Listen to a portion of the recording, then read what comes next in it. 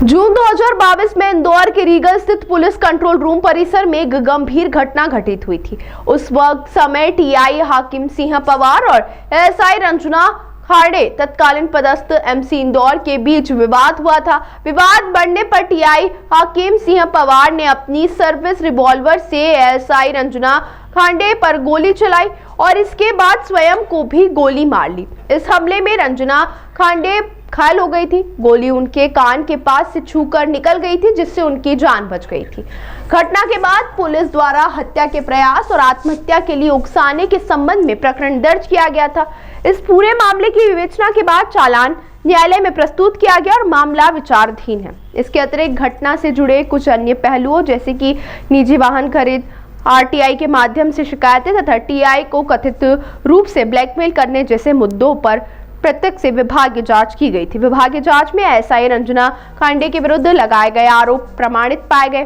प्रारंभिक रूप से उन्हें 1 वर्ष की वेतन वृद्धि सचिव प्रभाव से रोकने का दंड दिया गया था, जिसे डीएसपी हेडक्वार्टर द्वारा अनुमोदित किया गया था। बाद में पुलिस कमिश्नर के निर्देशन पर इस निर्णय की पुनरीक्षा की गई। पुनरीक्षण में पाया गया कि दिया गया दंड उनके दोष के अनुपात में कम था।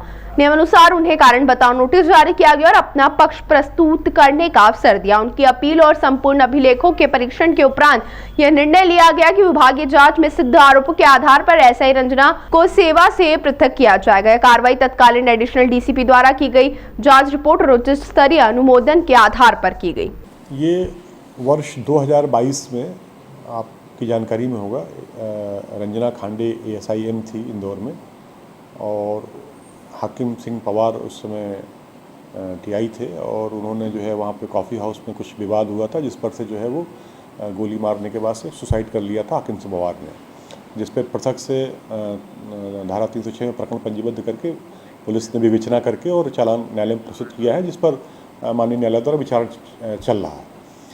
लेकिन इस घटनाक्रम से संबंधित अन्य बिंदुओं पर जो है उस समय प्राथमिक जाँच की गई थी, जैसे कि इसके पास कार इसने खरीदी थी, कुछ टीआई के परिवार वालों को टीआई को परेशान किया था, ब्लैकमेल वगैरह करने की शिकायतें आई थी, तो उन चीज़ों पर पृथक से एक विभागीय जांच की गई थी और उस विभागीय जांच में जो है इसको जो है 1 वर्ष के वेतन वृद्धि संचयी प्रभाव से रोकने का दंड दिया गया था डीसीपी हेडक्वार्टर के द्वारा, जिस पर सीपी सर के निर्देश पर उसका पुनरीक्षण मेरे द्वारा किया गया था उस पूरे प्रकरण का, और ये पाया गया कि जो उसको दिया गया दंड है वो उसके कृत्य के अनुपात में कम है।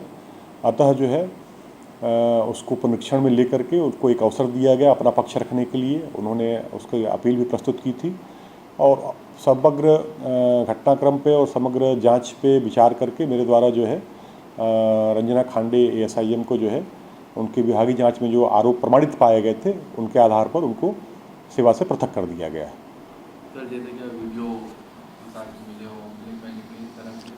वो पूरी जांच जो है तत्कालीन एडिशनल डीसीपी के द्वारा किया गया था और जांच में जो 2 आरोप थे, दोनों आरोप जो है विभागीय जांच में सिद्ध पाए गए थे और सिद्ध पाने के बाद चूंकि दंड जो दिया गया था वो अनुपात में कम था, इस कारण से मेरे द्वारा दंड में वृद्धि की गई।